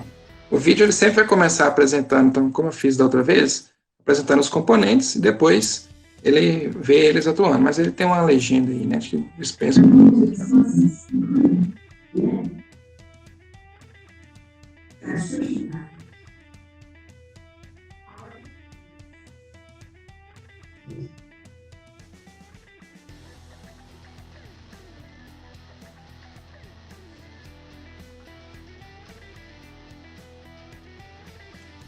Assim, aqui está mostrando a fita de DNA, né? E ele quer mostrar que a chamada unidade de transcrição seria uma analogia à região da origem de replicação. Seria aquele local onde vai ser transcrição, vai começar a transcrição dos genes, né? E a maioria do nosso genoma é de regiões não transcricionais, tá? Não tem a ver com a transcrição. Então, isso é um dado importante. E aí, existem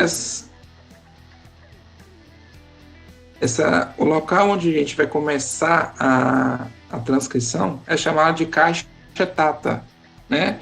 TATA, T-A-T-A, recebe esse nome pelo fato de ser regiões que são ricas em adenina e timina, ou timina e adenina, né? TATA, porque é uma sequência muito grande de adenina e timina, que são ligações mais fracas, é mais fácil ali de abrir a molécula de DNA naquele local para poder, de fato, transcrever os genes. Então, a transcrição gênica, ela é necessariamente associada com regiões ricas também em timina e adenina para poder acontecer.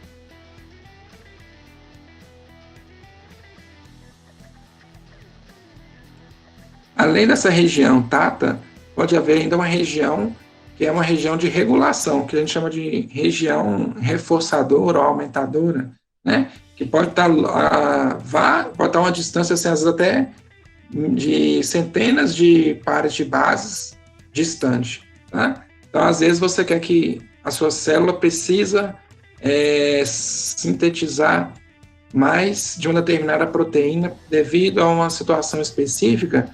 Essa região aqui, aumentadora, pode ser regulada para fazer com que a célula passe a produzir bastante daquela proteína, tá? É uma forma de, como se fosse um botão para fazer a síntese proteica entrar no modo acelerado.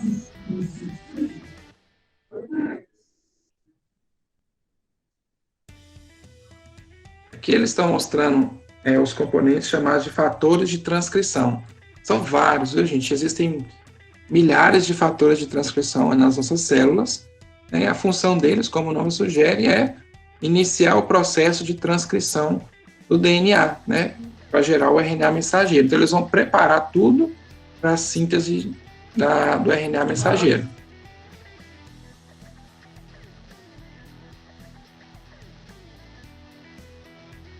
Ele tem esse TBP aqui, que seria a proteína ligadora da região TATA. TBP significa isso, né? Proteína ligadora da região TATA. E aí ele se liga aqui e vai atrair um monte de outras proteínas que vão participar também do processo de replicação, de transcrição.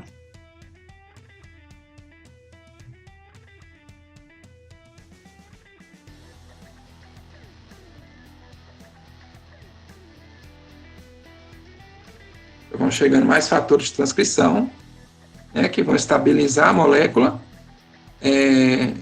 e quando tiver tudo certo, por fim chega a RNA polimerase e se liga no ponto que vai começar a transcrição. Tá? Aí quando for iniciar a transcrição, então vão chegar novas moléculas para iniciar. E o ATP vai ser o gatilho para iniciar a transcrição, né? Todos esses processos de replicação, tradução, transcrição gastam energia.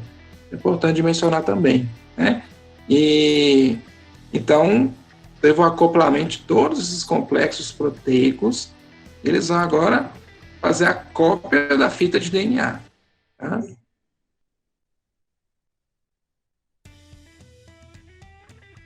Então, é a fita sendo aberta e aqui está saindo aqui a nova molécula de RNA. Não. Por isso que ela é chamada RNA polimerase, né? Ela vai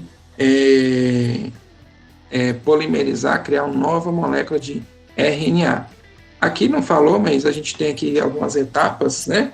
Aquela etapa inicial de identificar o local, né, da região chamada de promotora, que é a região ali TATA, que ajuda a identificar onde vai começar a transcrição gênica. Ela normalmente está ali a 20 a 35 pares de bases do local que de fato começa a transcrição do gene. Então, na iniciação, aquelas proteínas, os fatores de transcrição se ligam na região promotora, preparam a molécula de DNA para receber os mais fatores de transcrição e a RNA polimerase. Aí, quando chegar lá no nucleotídeo zero da proteína, né, do RNA mensageiro, aí a gente pode iniciar efetivamente essa transcrição. E aí entra a segunda etapa, que chama de alongamento, né, que está alongando, tipo assim, está criando, de fato, a molécula de RNA mensageiro, até ela chegar numa parte lá que é a região que termina a transcrição. E a gente está na terceira fase, que é a terminação, né, o fechamento. Tá? Isso pode acontecer por vários fatores, né? É uma sequência às vezes, de nucleotídeos aqui que determina esse fechamento, tá? Essa terminação. E pode acontecer o seguinte, às vezes a sequência final de nucleotídeos ela é muito grande e os nucleotídeos são pareados. Aí produz uma sequência de nucleotídeos que um se liga com o outro de RNA, vai fazer isso aqui, vai fazer um grampo. E aí o grampo desestabiliza essa molécula, ela se quebra, né? Aí você tem efetivamente essa quebra aqui e o RNA mensageiro está pronto. A gente vai ver que, na verdade, esse não é o RNA mensageiro, tá?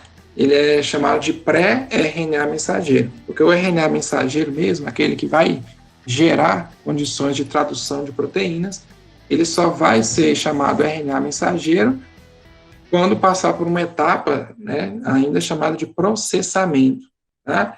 Eu vou mostrar para vocês aqui agora como que é esse processamento do RNA depois que ele surge, né, na fita que ele surge a partir da fita de DNA.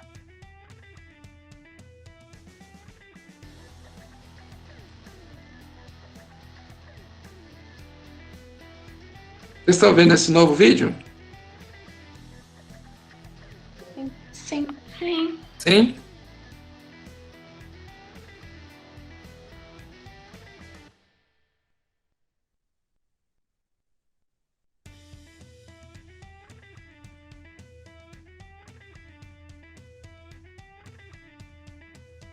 Então, o DNA tem que ser processado, e aí os principais são duas coisas que vão acontecer principalmente, né, que vai ser a adição de complementos na estrutura dele, né, que a gente vai chamar de cap 5' e de cauda poliar. Vocês vão ver isso sendo mostrado nessa parte aqui também.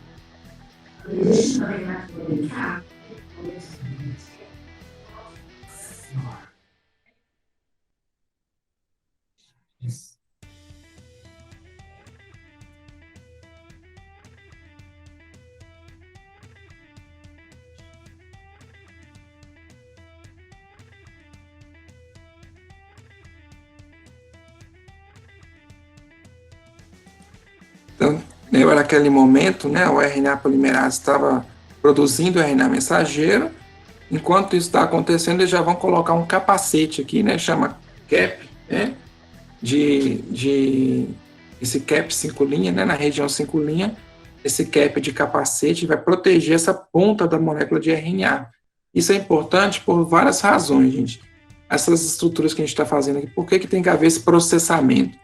Para garantir que essa estrutura de RNA não seja degradada, ela não é estável como a molécula de DNA.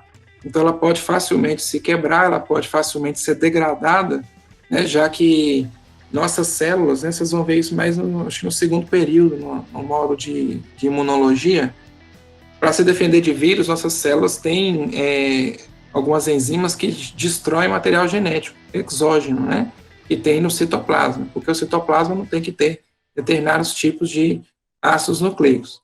Então, quando entra um ácido nucleico lá sem esse metil cap que a gente está falando aqui, esse material genético é destruído. Então, se por acaso esse RNA não fosse para o citoplasma fazer tradução sem esse metil cap que a gente está falando aí, ele seria destruído antes da síntese proteica começar. Além disso, esse metil cap ele vai ser importante para dizer a ponta 5' do RNA mensageiro, a região do ribossoma vai se ligar para poder fazer a tradução futuramente, e também ele serve como uma sequência, um sinalizador de que essa molécula tem que sair do núcleo para o citoplasma. Então, Então, ele vai ter várias funções atribuídas a isso, né? Vamos ver o que acontece aí ainda, ó.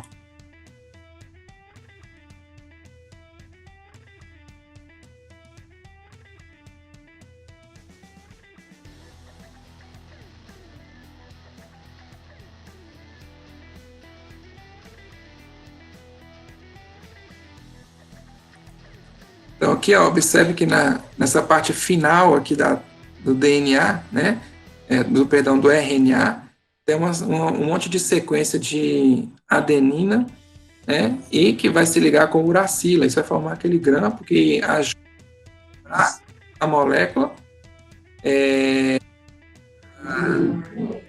no processo de transcrição.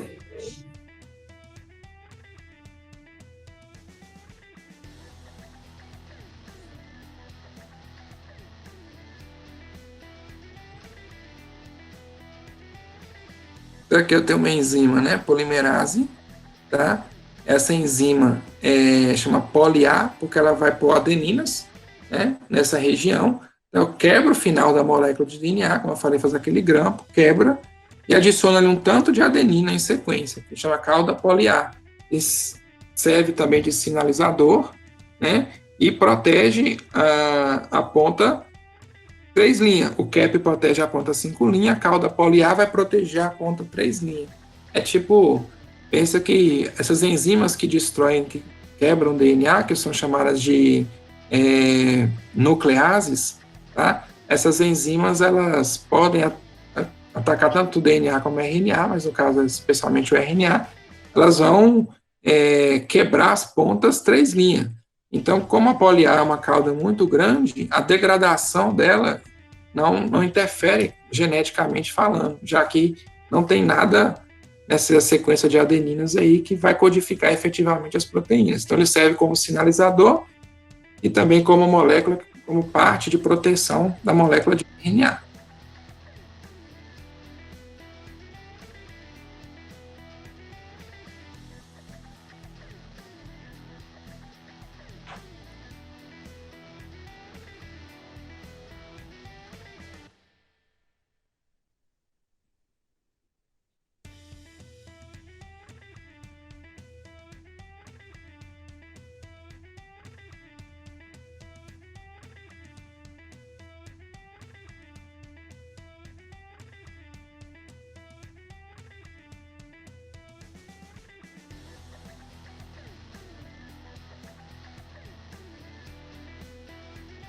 Bom, essa próxima etapa chama splicing. Então, o que vai acontecer?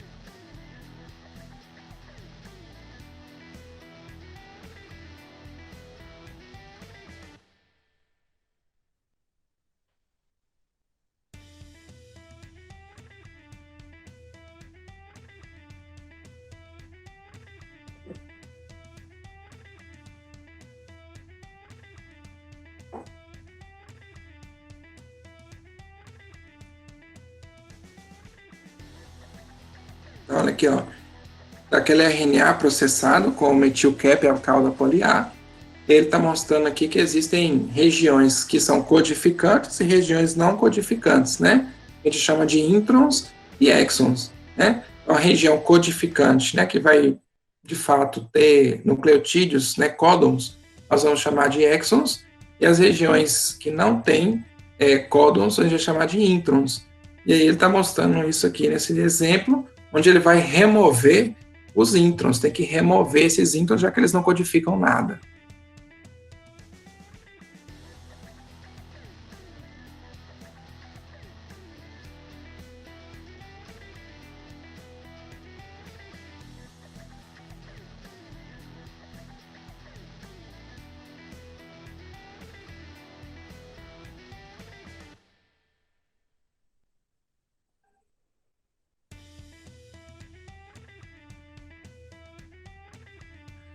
Então, aqui está mostrando o spliceosome, é um complexo proteico e também que é composto de moléculas de RNA. Então, aqui mostrando que a molécula de RNA, além da função de mensageiro, de tradução, né, de ribossomos, né, então são funções estruturais enzimáticas, ela também tem essa função enzimática de participar do spliceosome, né, para executar esse processo que a gente chama de splicing, tá? Ele vai tirar os introns a partir dessas regiões que ela já mostrou aí no vídeo, identificadas, né, na sequência de nucleotídeos, para que possa haver efetivamente esse corte do molécula.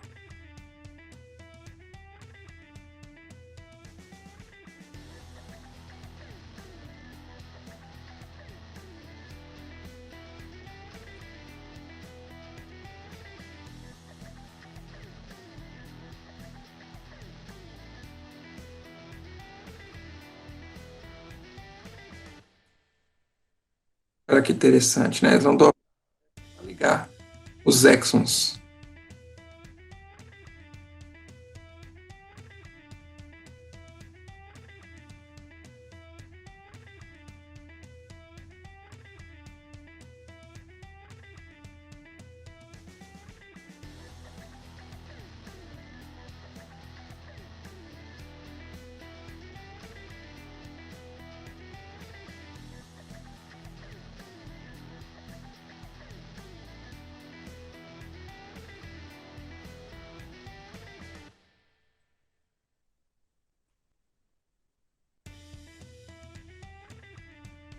Então, essa aqui, né, que vocês estão vendo, então, é a chamada a molécula de RNA mensageiro efetivamente. Ela é composta de exons apenas, tá? Esse processo que a gente falou, ele se chama, né, splicing, tá?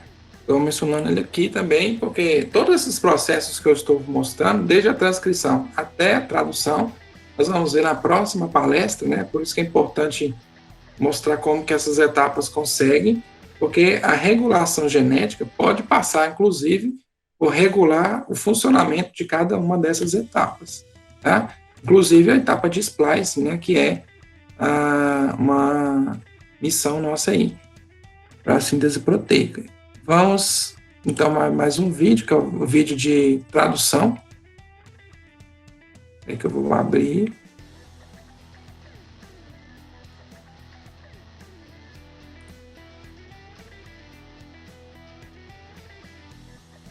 Vocês estão vendo esse novo vídeo aí? Sim, professor. Sim.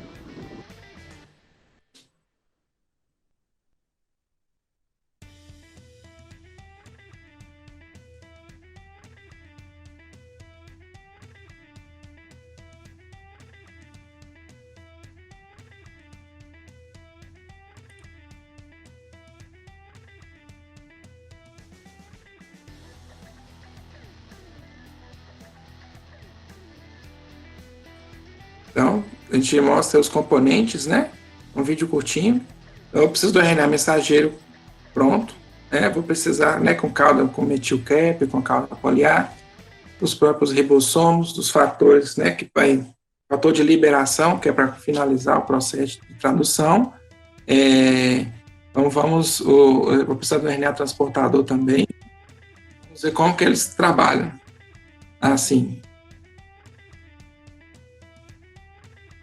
Aqui, então, a gente tem 3 etapas, igual na transcrição. Tem a iniciação, o alongamento e a terminação, né?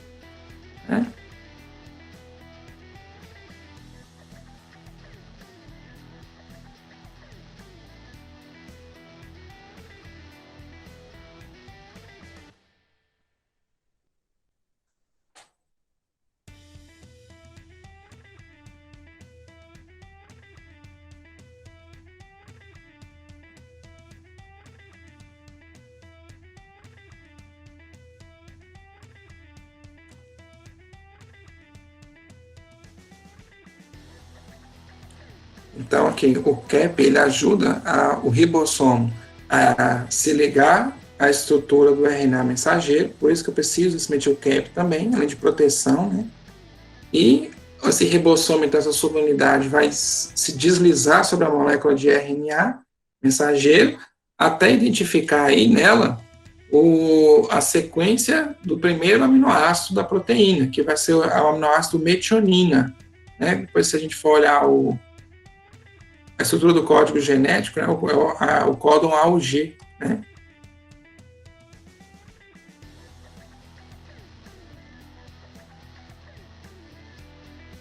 O RNA transportador, ele é um RNA, e aí na estrutura dele aqui vai ter essa área de ligação, né, que a gente chama de anticódon, área anticódon. Então, o códon AUG, né, ele se liga ao anticódon UAC, que tem no aminoácido, que vai trazer o aminoácido metionina. E aí, ó. Esse é o sítio de iniciação aqui, a tradução.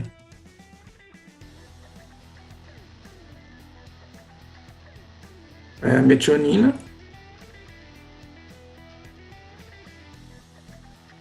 Uma vez que esse processo começa, a subunidade maior do ribossomo se acopla para fazer da continuidade agora a fase de alongamento, né? E aí vão ter o sítio A, que é o sítio de peptídeos.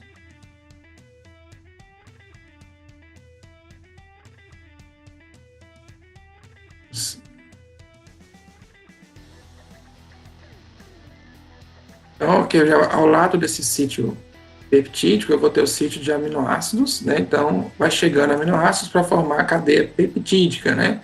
Vai ser sempre nesse sentido.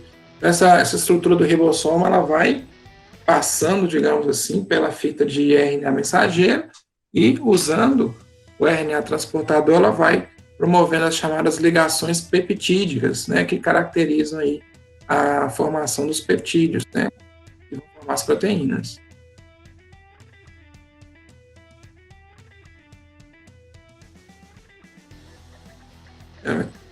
Dá para ver o movimento e o peptídeo vem sendo formado dessa forma, as ligações peptídicas, né?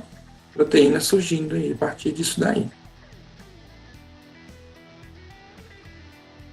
Vai alongando a estrutura do peptídeo até chegar na região de terminação.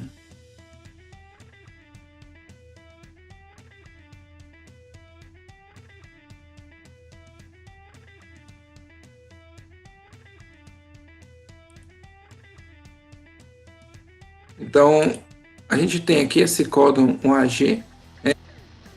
O AG, ele não codifica nenhum aminoácido. Então, os códons que não codificam nenhum aminoácido, eles vão permitir a ligação desses chamados fatores de liberação, né? O que vai acontecer, então? Quando acontecer a chegada do fator de liberação nesse processo, vai quebrar, né, a ligação aí do RNA transportador e os ribossomos. A estrutura se desmonta e o peptídeo está pronto, né, a proteína. Então, assim, gente, esses processos, né, então eles vão ser necessários, todos eles, para que tenhamos a síntese proteica.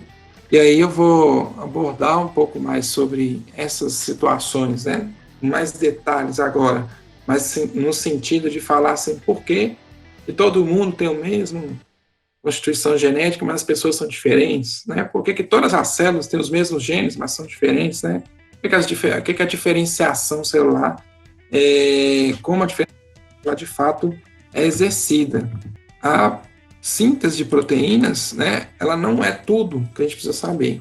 Já se sabe que essas proteínas, depois que elas são formadas, elas vão sofrer muitas vezes um monte de reações químicas que a gente chama de modificações pós-traducionais, ou seja, depois da tradução, ainda vou mexer na proteína para ela começar a funcionar, né? Ou não. Então, aqui só vou entrar nesse mérito um pouco mais na próxima palestra, tá? Mas a gente pode ter aí proteínas que vão estar sendo modificadas o tempo inteiro, né? Ou inibidas, ou mesmo ativadas, tá? Por reações químicas, onde eu vou ter as chamadas quinases, né, ou as fosfatases, por exemplo, né, são enzimas que tiram ou colocam radicais fosfato nas proteínas no intuito de ativar ou inibir a ação ou desativar, né, essas mesmas proteínas, tá? Além disso, eu vou ter outro grupo de proteínas que, lembra que eu falava que o cromossomo, ele está associado com proteínas, e é uma associação, né, de proteínas e DNA. Então, as proteínas, né, chamadas histonas, né, que se ligam ao DNA, elas podem sofrer esses tipos de modificações, né, vários tipos, né, do tipo acetilação, né, adição de acetil, radical acetil, metilação, do radical metil, ubiquitinação, adição de ubiquitinas, sumoilação, fosforilação, né? Então, são uma sequência de reações enzimáticas que podem modificar a funcionalidade que essas proteínas têm, tá? Então, aqui, ó, vocês terem uma noção, né? Isso aqui a gente vai ver na próxima palestra. Olha aqui, então tem os esteroides, citocinas, fatores de crescimento. São moléculas que vocês vão ouvir muito falar aí nas próximas nos próximos módulos, né, que vocês vão ter principalmente, e vão abordar aí moléculas como as citocinas, no módulo de imunologia tem muito isso, hormônios no módulo de fisiologia, os esteroides, os fatores de crescimento, né? Essas substâncias agem nas nossas células, atuando aí, ó, sobre exatamente esses fatores que eu estou mencionando aqui, sumoilação, sinalização de quinase, fosfatase, ubiquitinas, acetilação, metilação, né? E isso vai ter, assim, uma série de efeitos diferentes nas nossas células, tá? No metabolismo celular. Você pode fazer uma célula começar a funcionar ou não, dependendo do que está acontecendo, né, com essa célula em relação ao meio externo. Quando a célula recebe um estímulo, ela vai começar a ter um desfecho lá intracelular, né, pela cascata de reações que vai acontecer, e a missão minha na próxima palestra, é falar quais são os principais pontos em que você pode modificar o funcionamento genético aí, né, que a gente chama de regulação gênica. Beleza?